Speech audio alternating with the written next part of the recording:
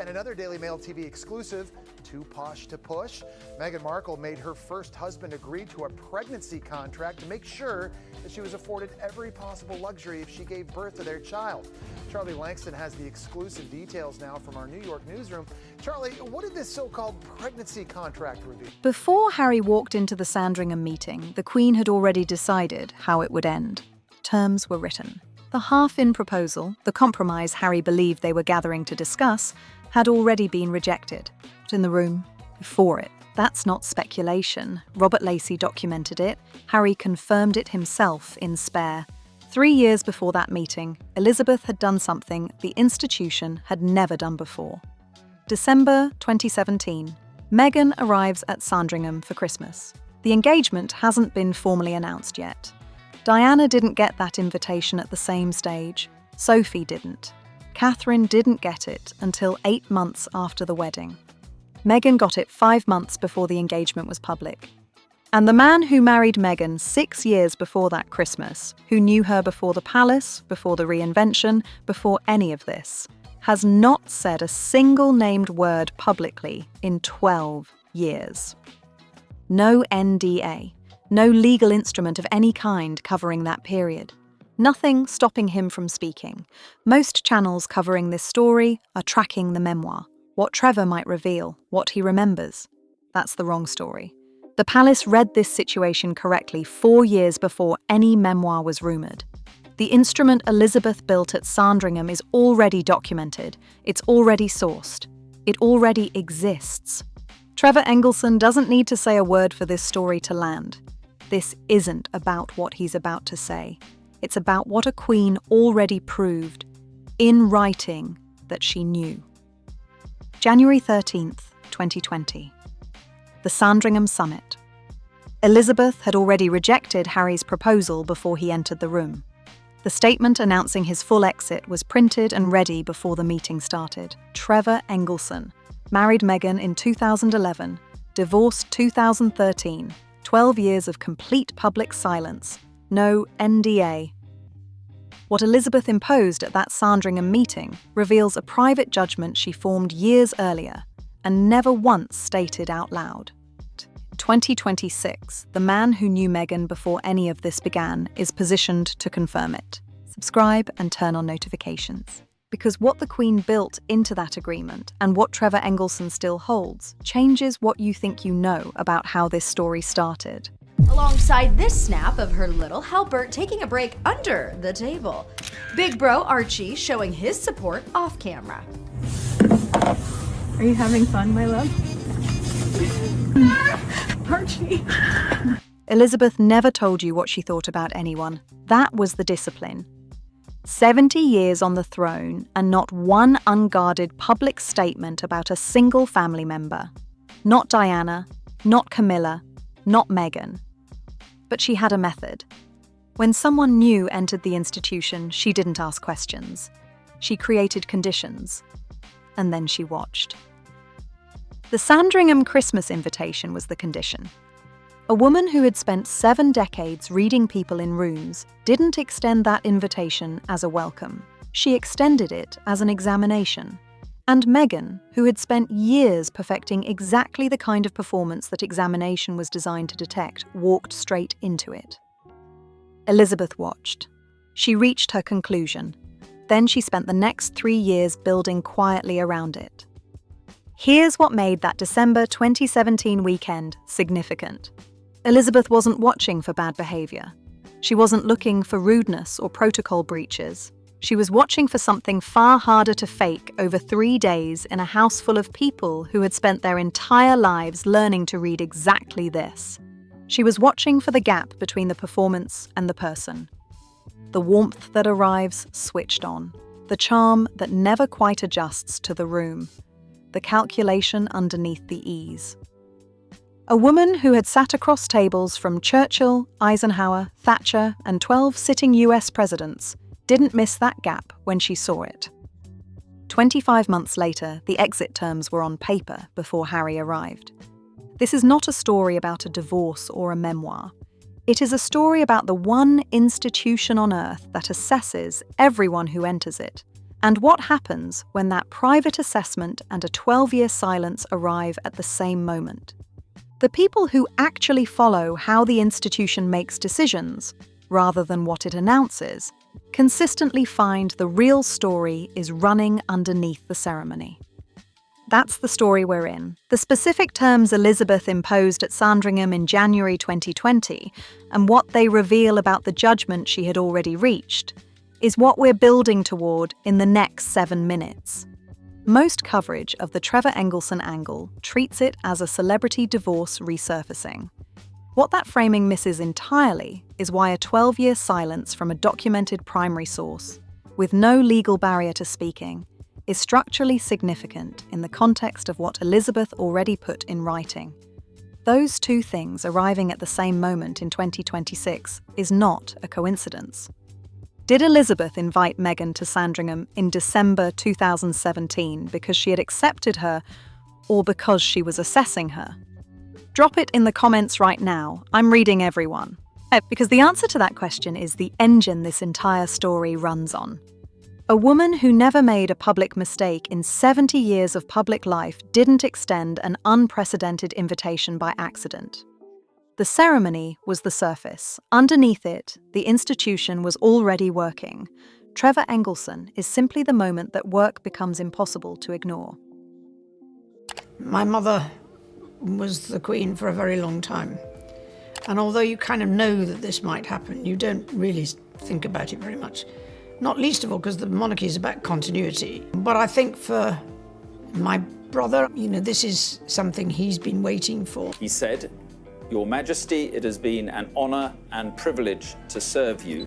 Every spouse who entered the institution went through a version of this. Diana, Fergie, Sophie Rhys-Jones, Catherine. Each one had an informal assessment period before full ceremonial acceptance, a stretch of time where the institution watched quietly before it committed publicly. It's not written down anywhere. It doesn't have a name. But the pattern is documented across decades. What made Meghan's assessment different wasn't that it happened, it's when. The Sandringham Christmas invitation arrived before the engagement was formal. That had never happened before. Elizabeth moved the assessment forward, pulled it earlier in the timeline than protocol required. A woman who never acted without calculation didn't do that by accident. She wanted more time with Meghan before the engagement locked the institution into a public position it couldn't reverse.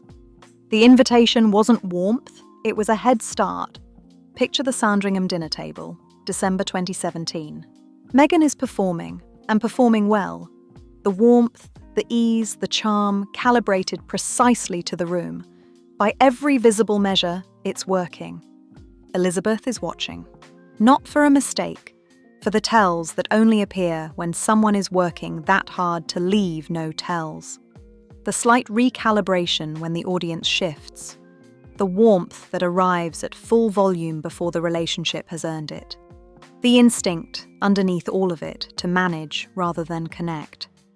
Robert Lacey documents that by this point, Elizabeth had already formed private concerns about Harry's emotional vulnerability, about what he needed from a relationship, and what that need made him unable to see clearly.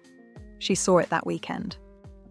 The conclusion she reached at that dinner table didn't require a scandal. It didn't require evidence.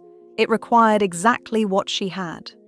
70 years of watching people perform in rooms and the discipline to act on what she saw without ever saying it out loud. January 13th, 2020. Harry arrives at Sandringham with 5 options prepared. He'd chosen option 3. Half in, half out. A private income, continued Queen's support, a reduced but real role inside the institution. Reasonable, workable. The kind of compromise a family negotiates across a table. Except the table wasn't set for negotiation. The statement announcing Harry's full exit was already printed before he entered the room. Lacey documents it. Harry confirms it in spare. The Queen told him option 3 was not possible, and the reason wasn't personal. It was institutional. A half-in arrangement created commercial conflicts the Crown couldn't manage and couldn't be seen to manage. Harry thought he was being heard. The architecture was already built around him. Now, the full private terms of what Elizabeth imposed that day have never been confirmed by a single Tier A document. The narrator states that clearly.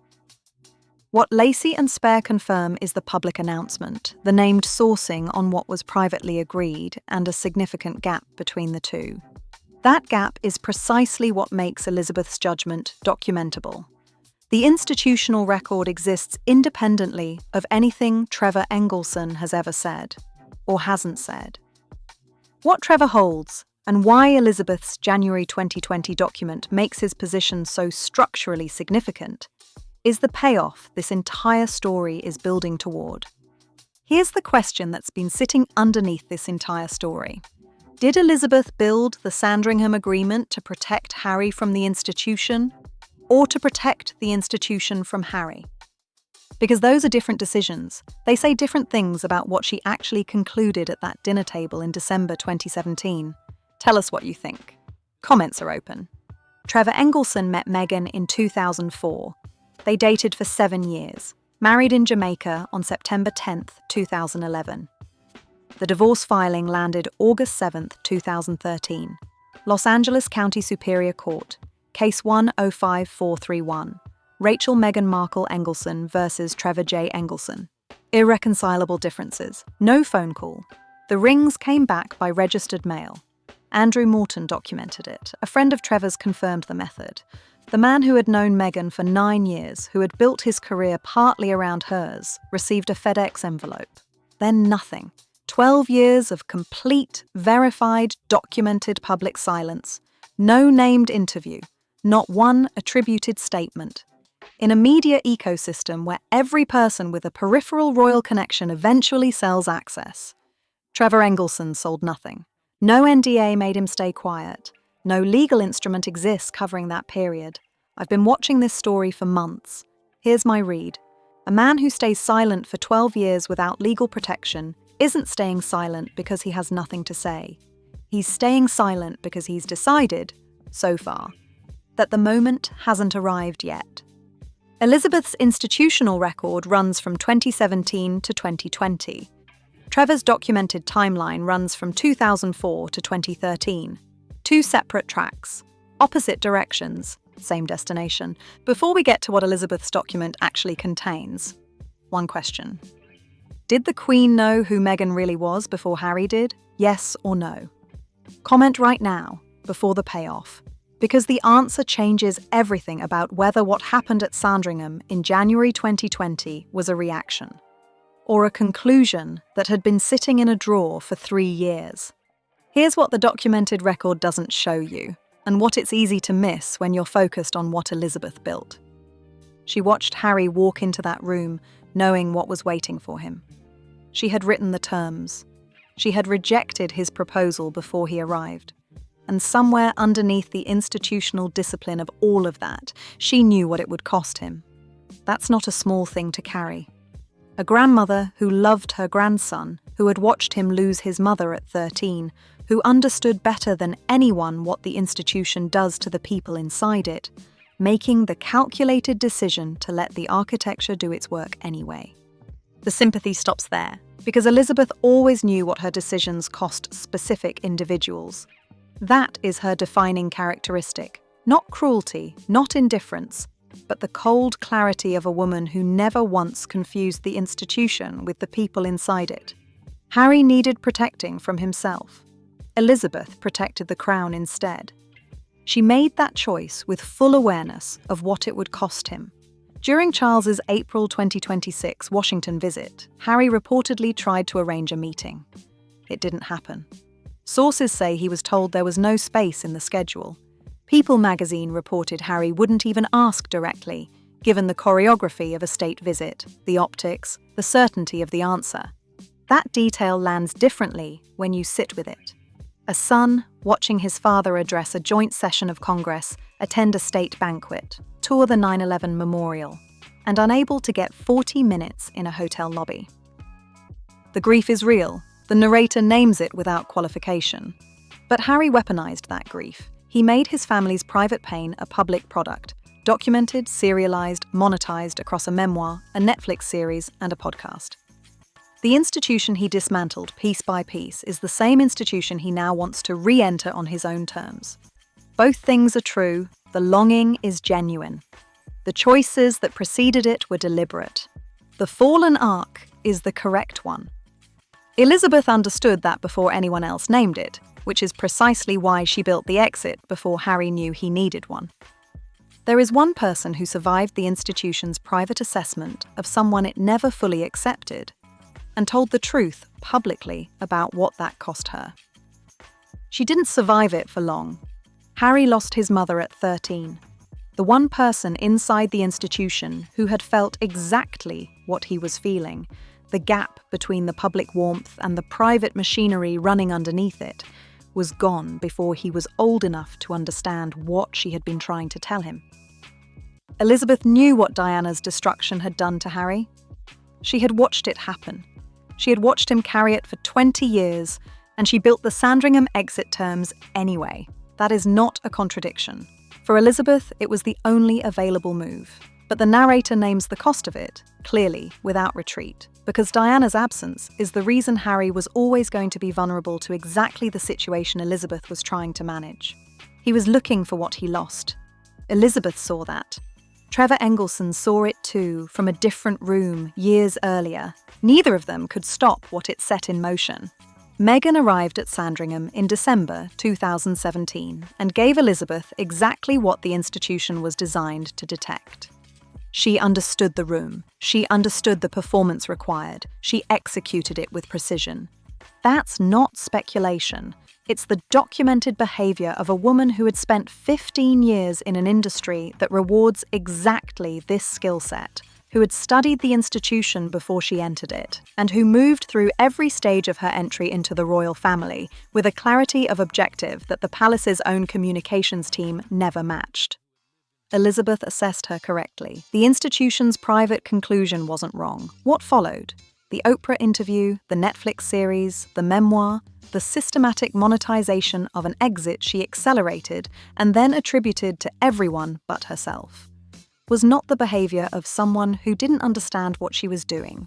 She understood it precisely enough to dismantle her part of it strategically. Trevor Engelson watched her build the version of herself that walked into Sandringham. He knew the earlier draft.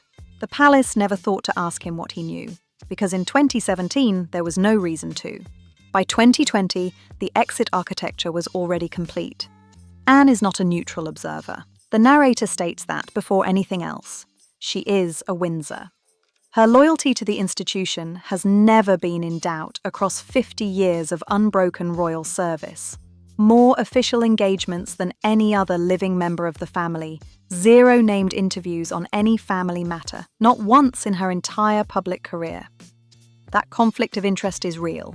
Name it first. Now here's why it matters in the opposite direction to what you'd expect. A woman who has never spoken publicly about any family member, who declined every opportunity to monetize or narrate her own position inside the institution, doesn't render verdicts through statements. Robert Lacey documents Anne's back-channel role in the Sandringham summit negotiations. Her participation in building the exit architecture wasn't accidental and wasn't peripheral. She was the institutional executor. When Anne involves herself in the mechanics of a managed exit, that involvement is the verdict, not a quote, not a briefing. The action itself, documented, sourced, named, is what the Princess Royal does instead of speaking. Elizabeth built the architecture. Anne made sure it held. Here's what the documented picture actually shows. And the narrator states this once, clearly, then stops. 2 records exist independently of each other. Elizabeth's institutional decisions, the 2017 invitation, the 2020 summit terms, the pre-written exit conditions, documented in named sourcing, legally vetted, publicly confirmed in their broad shape. And Trevor Engelson's timeline, the 2011 marriage, the 2013 filing, the registered mail, 12 years of silence with 0 legal protection. Nobody put this on record. But the narrator's read is this. Elizabeth didn't need Trevor's corroboration. She had already reached her conclusion and acted on it. What Trevor holds is not the story. It's the confirmation that the story was always true. What is not confirmed, and the narrator states this clearly, is the content of any memoir. No announcement exists. No named disclosure has been made. The documented claim is the timeline and the silence. Those are different things from memoir allegations, and this channel does not present them as the same. What is confirmed is the institutional record, a queen who assessed the situation correctly, an exit built before it was needed, a private judgment encoded into what she signed rather than what she said. Elizabeth never needed to say it out loud. The Sandringham document said it for her. Here's what this story looked like from the outside. A first husband, 12 years of silence, a memoir deal reportedly close to being signed, the kind of story that gets covered as celebrity gossip with a royal twist. Trevor Engelson, the man Meghan left before the reinvention, finally ready to speak. That's the surface version, and if that's the story you came in expecting, here's what actually happened in this video. The memoir hasn't dropped. Trevor hasn't given a named interview. Nothing from the pre-2013 period has been confirmed in print from his side. What has been confirmed, documented, sourced, legally vetted, is a set of decisions made by a woman who died in September 2022. Decisions she made in January 2020.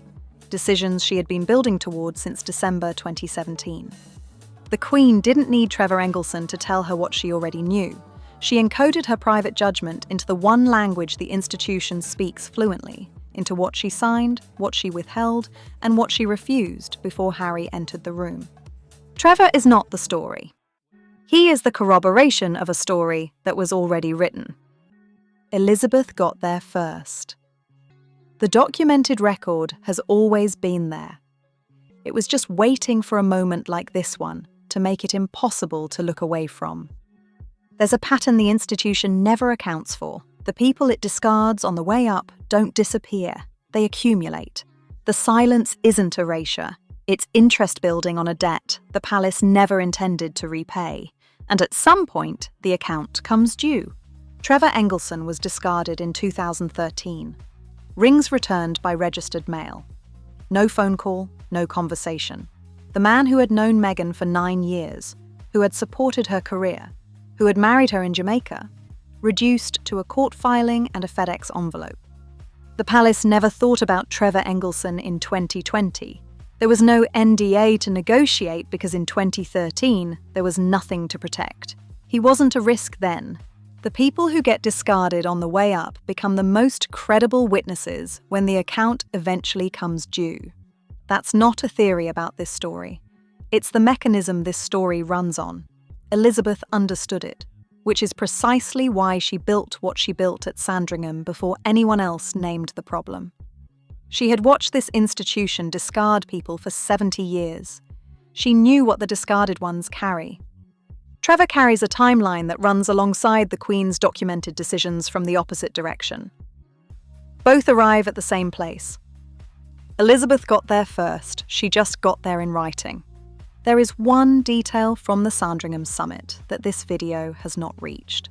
The instrument Elizabeth signed in January 2020 contained specific conditions on Harry's ability to return to working royal duties, not a general agreement, specific, documented clauses on what a return would require, who would authorize it, and under what circumstances the terms could be revisited. Elizabeth set those conditions. She signed them. They were her architecture.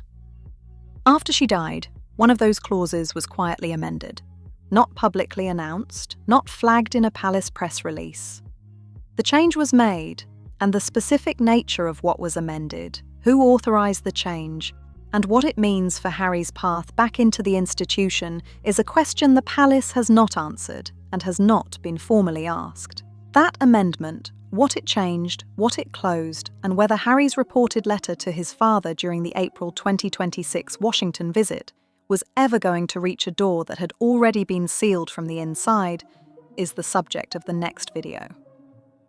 Elizabeth built the exit, Charles altered it. Those are different decisions. They say different things about different men. And the gap between What Elizabeth signed and what Charles amended is where the next chapter of this story lives. One question before you go. Elizabeth watched Meghan walk into Sandringham in December 2017. She extended every ceremonial warmth the institution had to offer. She invited her before the engagement was formal, something she had never done for any previous royal partner at the same stage. And then she spent the next 3 years quietly building an exit document that assumed from the beginning that the exit would eventually be needed. She never said what she thought. She never gave an interview. She never briefed a correspondent or issued a statement. The palace maintained its public warmth until the very end. But the Sandringham terms existed. The half-in proposal was rejected before Harry entered the room. The conditions were written before the conversation started. So here's the question this entire story has been building toward. And the answer genuinely changes how you read everything Elizabeth did from 2017 onward. Did Elizabeth see through Meghan from the beginning and give Harry every chance anyway, knowing what was coming, protecting him the only way the institution allowed her to? Or did she see it, act on it, build the exit, and still leave Harry to find out the hard way? Two camps. One question. Tell us where you stand.